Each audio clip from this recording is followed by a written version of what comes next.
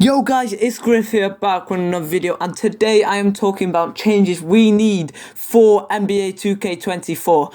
Obviously, if you don't know already, NBA 2K24 is a basketball game. I play it. I've only, well, not only, but this is my first ever NBA game, the 23 game. I really enjoyed it, but also I found a few things that need improving for NBA, and it's a good game, but I feel like it does need improving. The thing is, I feel like the first thing NBA need to change is they've already said that they are going to do crossplay, so that's a really good positive for the pro clubs and not pro clubs, but like for the us as players. The first thing I think they need to change is probably like the least important thing on this thing, just to make it more interesting. I would try and add the European leagues. I feel like the European leagues are really exciting leagues, and I feel like having this would really benefit us because the European leagues are obviously such great leagues, and I feel like they've got really good fans, and I feel like the league's quite interesting, and being able to maybe buy players from there would actually make it more interesting, like buying players that aren't very known to the NBA, and that would help us grow as a team. The second thing I'm gonna state is actually quite an important one. When you start your player career mode, if you start in college, I know this is an old feature, and I know in the NBA 2K23 that you could do flashback games, but I felt like that was too late, really. And because for some reason you were drafted like 19th in the draft pick, and no offense, but like no one really cares about the 19th and 20th pick arguing over who's that should be 19th and 20th.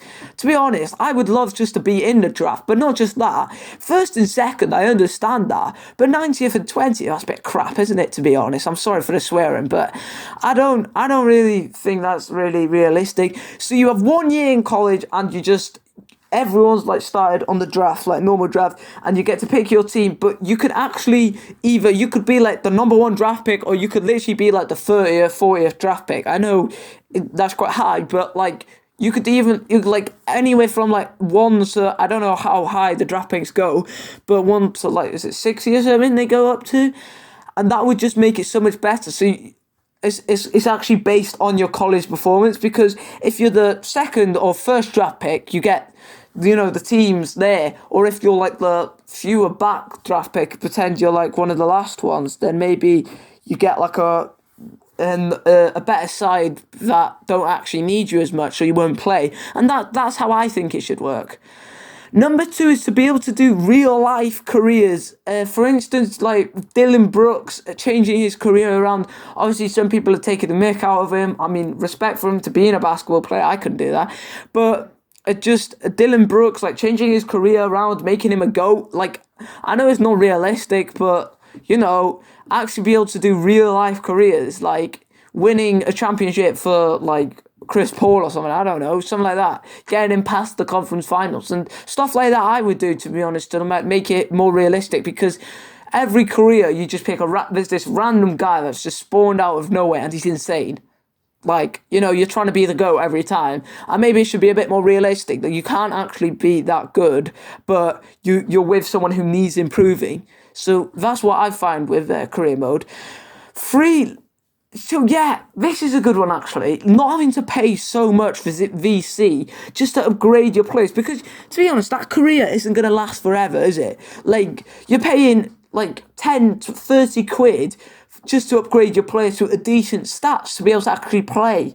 And that's ridiculous for me personally. I'm sorry if you feel that. I know it's a good way to make money, but it's not as much money spent as you have to spend. Because I'm being honest, I've not spent a penny extra on my game, so that's why it's much harder for me in career mode. But that's what I find, that it's just really annoying that you've bought the game for 50, 60 quid, and then you're paying an extra. If you want to do 2 career modes, that's another 60 quid. It's ridiculous. So I wouldn't pay that much, to be honest. And then this is the last one, when you move up a setting, example, I'm obviously not very good at the game, rookie to semi-pro, that the players around you change. Because I feel like, maybe it's just me, you can agree and disagree if the comments work, that the shooting changes. Like I'm in rookie. I'm getting up to like 45 points. In blooming semi-pro, I could barely rack up any points from the 3-point line because but the players aren't that much better. I've got the space. Just my shooting's totally changed, and I think that's unfair. So guys, if you've enjoyed the video, drop a like and subscribe. Sorry if it's a bit of a negative one, but I'm trying to find like ways that NBA can actually improve their game, because it is a really good game and I do really enjoy it. But that's why I'm releasing this video, hopefully that you've enjoyed it. So if you've enjoyed the video, drop a like, subscribe. It's been Griff. If you want any more NBA videos, let me know in the comments, and I'm out.